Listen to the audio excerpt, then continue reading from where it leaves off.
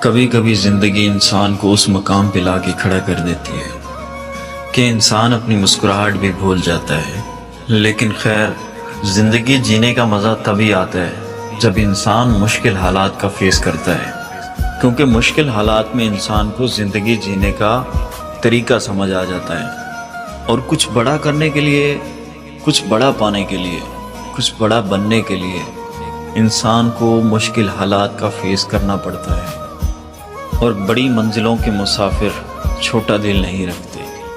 اسی طرح سے بڑی منزل کو پانے کے لیے انسان کو آگ کے دریا سے گزر کے جانا پڑتا ہے، اور جب انسان آگ کے دریا میں ڈبکی لگا دیتا ہے نا، تو پھر نکلنے کا راستہ واپس نہیں ہوتا۔ پھر ایسا ہوتا ہے کہ انسان اگر اپنی ہمت ہار جائے تو وہ ڈیڈ باڈی ہو جاتا ہے، ختم ہو جاتا ہے۔ اگر انسان ہمت نہ ہارے تو وہ اپنی منزل تک پہنچ جاتا ہے، کامیاب ہو جاتا ہے، اور جب وہ اپنی منزل کو چھوتا ہے نا، تو تب وہ ایک مثال بن جاتا ہے جس کی مثال لوگ دیتے ہیں۔ جیسے کہ کہتے ہیں کہ دیکھو فلاں انسان اپنی زندگی میں کتنی مشکلات کا سامنا کر کے اس نے اپنی زندگی میں یہ کیا، وہ کیا، فلاں کیا، اس نے کتنی مشکلاتیں، تکلیفیں، یہ سب درد برداشت کی، اور آج دیکھو وہ کس مقام پہ جا کے پہنچا ہے۔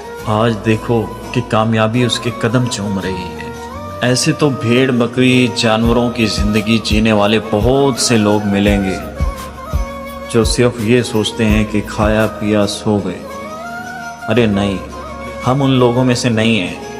مرشد کہتے ہیں کہ آخری بال تک لڑنا ہے، ہم آخری بال تک لڑنے والے لوگ ہیں۔ مشکلات، پریشانیاں، مصیبتیں جتنی بھی آ جائیں، ہم آخری بال تک لڑیں گے، آخری بال تک ہم مقابلہ کریں گے۔ ہم بھیڑ بکریوں اور جانوروں کی طرح زندگی گزارنے والے لوگ نہیں ہیں، کھایا پیا، بچے پیدا کیے اور سو گئے اور زندگی تمام ہو گئی۔ ہم نے کچھ بڑا کرنا ہے، ہم نے زندگی کو چیلنج دیا ہے، ہم بڑا کرنے کے لیے ہم نکلیں۔ جب انسان کسی بڑے مقصد کے لیے گھر سے باہر نکلتا ہے نا، تو سر پہ کفن باندھ کے، بیڑیاں بوڑ کے نکلتا ہے، اور ہم وہی سب کر رہے ہیں۔ اور انشاءاللہ اس سفر کا آغاز ہم نے کر دیا ہے، اور ہم اس منزل تک پہنچیں گے جس کا ہم نے خواب دیکھا۔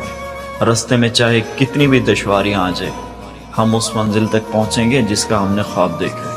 اللہ حافظ۔